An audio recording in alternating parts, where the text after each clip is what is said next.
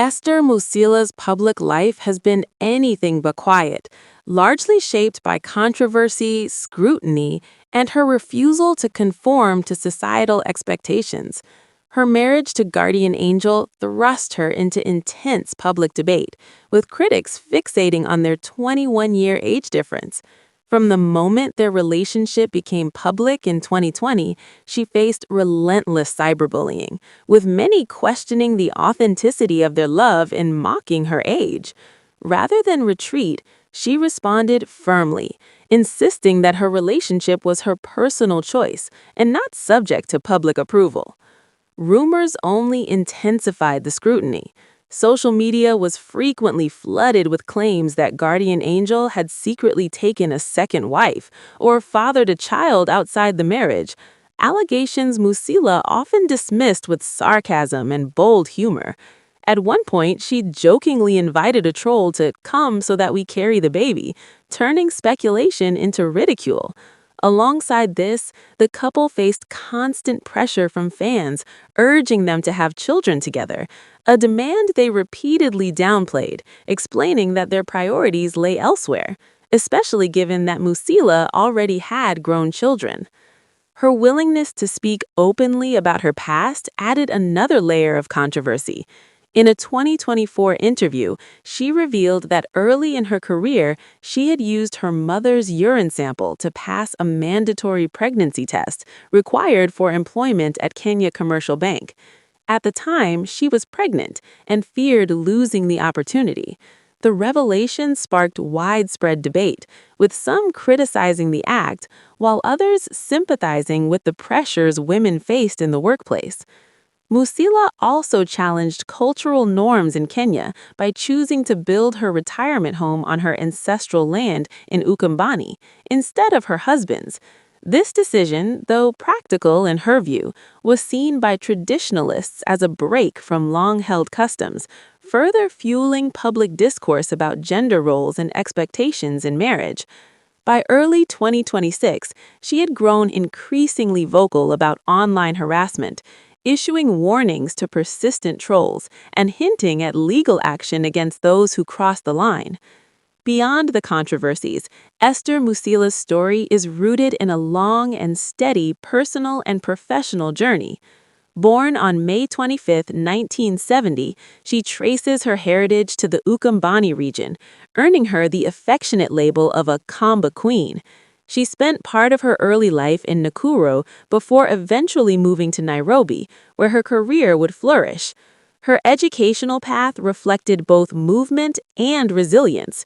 She began her primary education at Moi Primary School in Nakuru, then briefly attended Bishop Nyenga Girls High School in Lugari, before transferring to St. Angela's Girls High School in Kitui, where she completed her secondary studies. She later joined Kianda College in Nairobi to study business administration and would go on to attend the United States International University, Africa, between 2005 and 2008.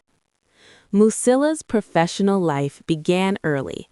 At just 18 years old in 1989, she earned her first salary of 3,000 shillings, taking on roles in a fertilizer company and later a freight forwarding firm.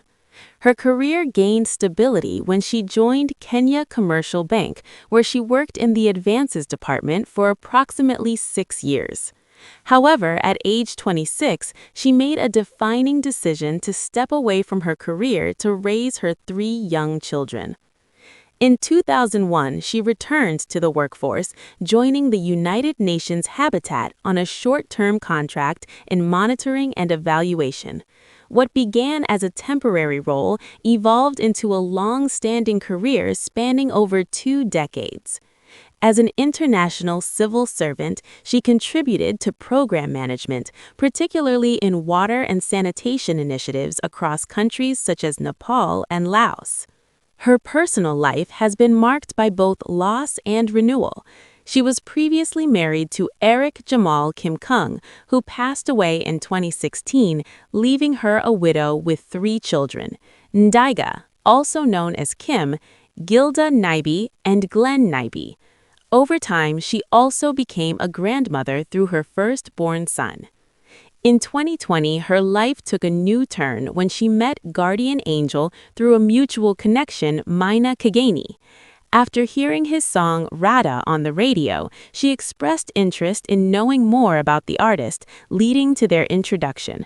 Their relationship progressed quickly. They got engaged in May 2021 on her 51st birthday and officially married on January 4, 2022, a date that also marked Guardian Angel's 33rd birthday. Beyond being a spouse, Musila took on a professional role as her husband's manager, playing a key part in shaping his brand and career. At the same time, she built her own identity as a content creator and influencer, sharing aspects of her lifestyle, including fitness, fashion, and relationships, which resonated with a growing audience online. Financially, her success is drawn from multiple streams. Her long tenure at the United Nations Habitat provides a stable income, while her work in content creation and music management adds to her earnings. Though her exact net worth remains undisclosed, estimates of UN professional salaries suggest a strong financial foundation.